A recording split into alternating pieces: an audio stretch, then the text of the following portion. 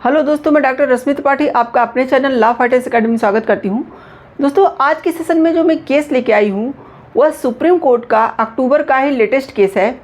आज के केस के माध्यम से हम लोग अबेटमेंट ऑफ सुसाइड पे जो केस है वो हमारा है, यानी मुद्दा जो है वो अबेटमेंट ऑफ सुसाइड का है। यानी कि कोई पर्सन अगर आत्महत्या करता है तो वो आत्महत्या उकसाने के द्वारा की गई हो। तो जैसा कि इसमें जो है सुप्रीम कोर्ट ने बहुत ही अहम बातें बताई इस जो है केस में, क्योंकि जैसा कि हम लोग जानते हैं कि ज़्यादातर लोग जो है अगर कोई पर्सन आत्महत्या कर लेता है और किसी से लड़ाई झगड़ा या किसी कारणवश वो आत्महत्या करता है तो यह सेक्शन अप्लाई कर दिया जाता है आईपीसी का 306।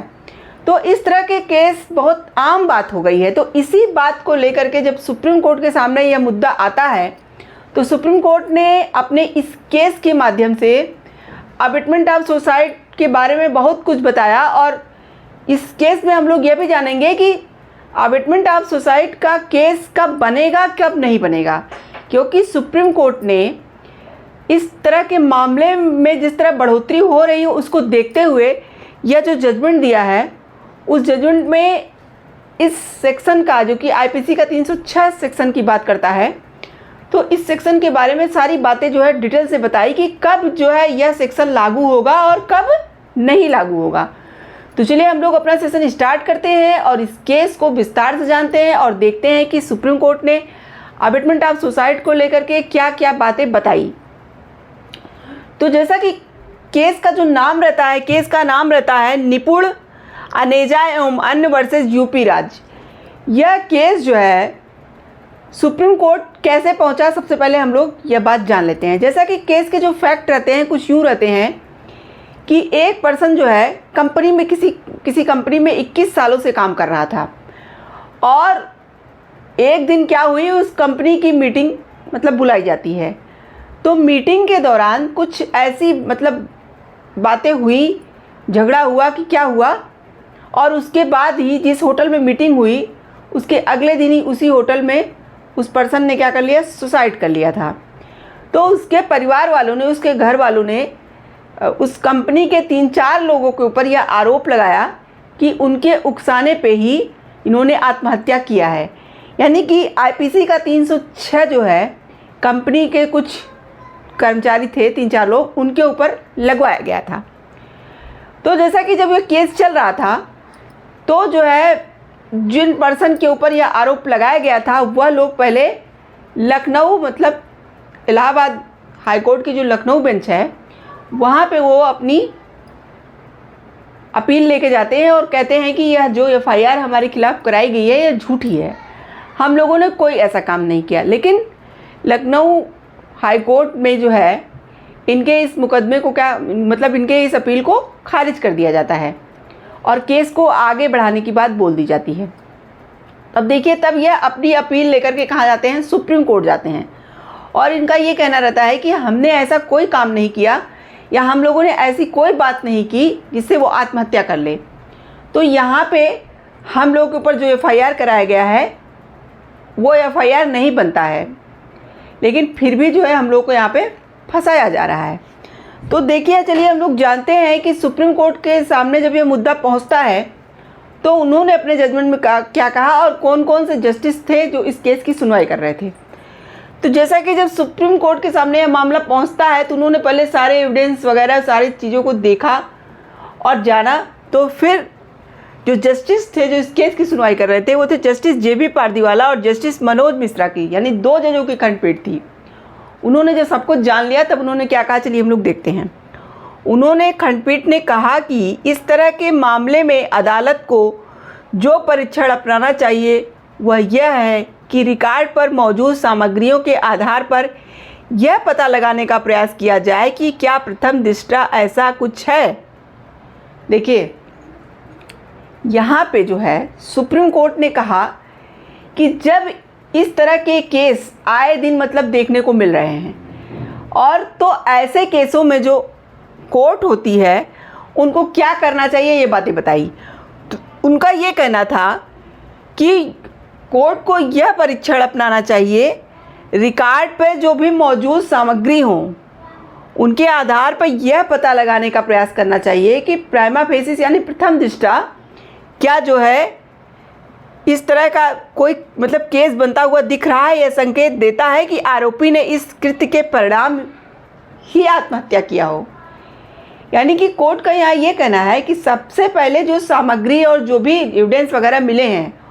उससे कोर्ट को यह समझने का प्रयास करना चाहिए कि प्रथम दृष्टि में ही देखने पर क्या यह पता चल रहा है कि हाँ उस पर्सन ने इन लोगों के कहने पे ही आत्महत्या किया होगा। उसके बाद कोर्ट ने क्या कहा, कोर्ट का मतलब था कि जब तक धारा 306 आईपीसी के तत्व पूरे नहीं होते तब तक किसी द्वारा झेले गए अपमान और उत्पीड़न को आत्महत्या करने के लिए उकसाना नहीं कहा जा सकता। जैसा कि कोर्ट का यहाँ ये कहना है कि जब तक आईपीसी का 306 जो सेक्शन है उसके जो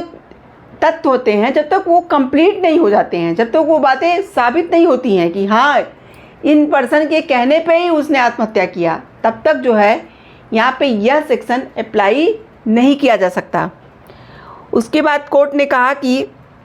आईपीसी का सेक्शन 306 के तहत जब मृतक ने आरोपी के प्रत्यक्ष उकसाने के कारण आत्महत्या की हो तभी यह सेक्शन क्या होगा, अप्लाई किया जा सकता है। कोर्ट ने कहा कि आत्महत्या के लिए उकसाने के मामले में कानून के सही सिद्धांतों को समझने और लागू करने में अदालतों की असमर्थता के कारण अनावश्यक मुकदमे को बढ़ावा मिलता है। यहाँ पे कोर्ट ने देखिए, यहाँ पे सुप्रीम कोर्ट ने अन्य अदालतों की जो है असमर्थता की बात भी किया कि वह जो है जो कानून के सही सिद्धांत हैं इस सेक्शन को लेके उसको सही से अदालतें समझ नहीं पा रही हैं, उनका परीक्षण सही से नहीं कर पाती हैं, इसीलिए यह अनावश्यक मुकदमे को बढ़ावा दिया जाता है।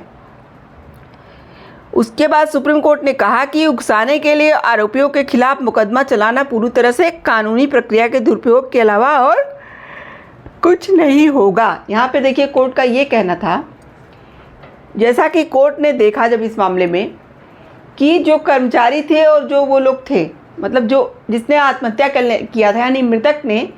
और जिन कर्मचारियों के ऊपर सेक्शन लगाया गया था उनके बीच एक झड़प जरूर हुई थी, लेकिन उस झड़प को जो है सुप्रीम कोर्ट ने कहा कि एक झड़प हो जाना मतलब एक लड़ाई झगड़ा थोड़ा बहुत हो जाना वो यह बात तो नहीं कहता है कि उस पर्सन को उकसाया गया कि आप आत्महत्या कर लो। तो यहाँ पे यह बात साबित ही नहीं हो रही है। तो जब बात ही नहीं साबित हो रही है, आईपीसी का सेक्शन 306 यहाँ अप्लाई नहीं हो रहा है, तो इन लोगों के ऊपर मुकदमा चलाना पूरी तरह से गैर कानूनी होगा और कानूनी प्रक्रिया का क्या होगा, दुरुपयोग होगा। हाईकोर्ट का आदेश रद्द करते हुए बेंच ने कहा कि अपीलकर्ताओं के खिलाफ कोई मुकदमा नहीं बनता। देखिए यहाँ पे सुप्रीम कोर्ट का कुल मिला के यही कहना था कि जो भी कोर्ट के सामने जब इस तरह का केस आए तो वह जो भी सामग्री वगैरह एविडेंस के रूप में मिली रहे उससे यह बात देखने का प्रयास करें कि क्या सच में ऐसा दिख रहा है कि उस पर्सन ने जो आत्महत्या किया है वो इनके कहने मतलब जो आरोपी होते हैं उनके ही कारण किया है। यह जब प्रथम दृष्टि में ही समझ में आ जाए तभी केस को आगे बढ़ाना चाहिए। देखिए कोर्ट का यहाँ सुप्रीम कोर्ट का यही जो है अदालतों के लिए जो है कोर्ट ने कहा यही एक परीक्षण का नियम है जो इसको ध्यान देना चाहिए और कहा कि जो है जब तक आईपीसी के सेक्शन 306 सही तरीके से अप्लाई ना हो तब तक यह सेक्शन लागू नहीं हो पाएगा। देखिए जो आईपीसी का सेक्शन 306 होता है वो किसी पर्सन को आत्महत्या के लिए उकसाने के लिए होता है। इसमें सज़ा के जो प्रावधान है वो 10 साल तक के जेल की सज़ा और जुर्माना वगैरह भी है। तो जो है यह जो सेक्शन है यह तभी अप्लाई होता है जब किसी पर्सन ने इस तरह की कोई बातें की हो तो कि व्यक्ति को जो है आत्महत्या के लिए उकसाने का काम किया हो तो वहाँ पे जो है सेक्शन अप्लाई होगा। तो जैसे कि मामूली कोई झड़प किसी से हो जाती है, छोटी मोटी नोक झोंक, तो इन सब बातों में अगर व्यक्ति नाराज़ होकर आत्महत्या कर ले तो वहाँ पे जो है ये नहीं कहा जा सकता कि उसने जो है आत्महत्या करने के लिए उकसाया है। तो यहाँ पे जो है कोर्ट का कहना यही था कि आपस में कर्मचारी थे आपस में थोड़ी बहुत नोकझोंक हो गई होगी, तो इसका यह मतलब नहीं है कि वो उनका यही मकसद था कि ये आत्महत्या कर लें। तो ये था आज का सुप्रीम कोर्ट का जो है पूरा जजमेंट। तो आशा करते हैं कि आज का केस आपको पसंद आया होगा। आप मेरे चैनल को लाइक कीजिए, सब्सक्राइब कीजिए, शेयर कीजिए और बेल आइकन को दबाइए, जिससे ऐसे ही नए नए केस और जानकारी उसमें आपको अवगत कराती रहूँ। तो थैंक यू वेरी मच।